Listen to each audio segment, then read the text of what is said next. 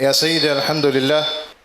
Jina langu naitwa Ali Omar kutoka Kenya, Mombasa, na ni Grande County wa Kwale County.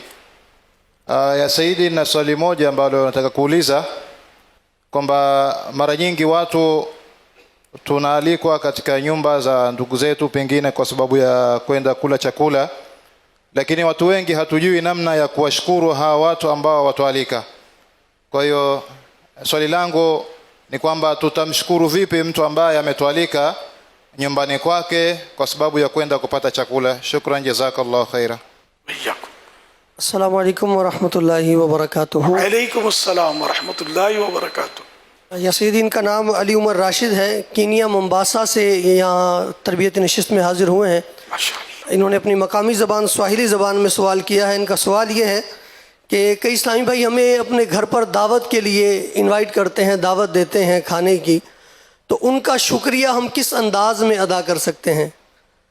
शुक्रिया अदा करने का अंदाज़ क्या हो सकता है? इस हवाले से रहनुमाई फरमा दीजिए, जज़ाकल्लाहु खैरा।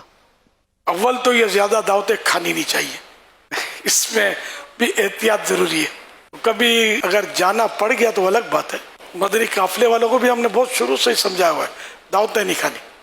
अगर कोई खिलाना चाहता है, इसरार है, तो खाना ले आओ मस्जिद में, काफ़िले में गोश्त पाक की नियाज करके अपने मिल के खाएंगे। ये इससे असर सामने वाला अच्छा, ये हमको औरों की तरह ना समझे कि भाई ये मौलाना लोग इंतज़ार करते हैं कि पक्की पकाई मिल जाए तो समझे, तो ऐसा ना हो, एहतियात।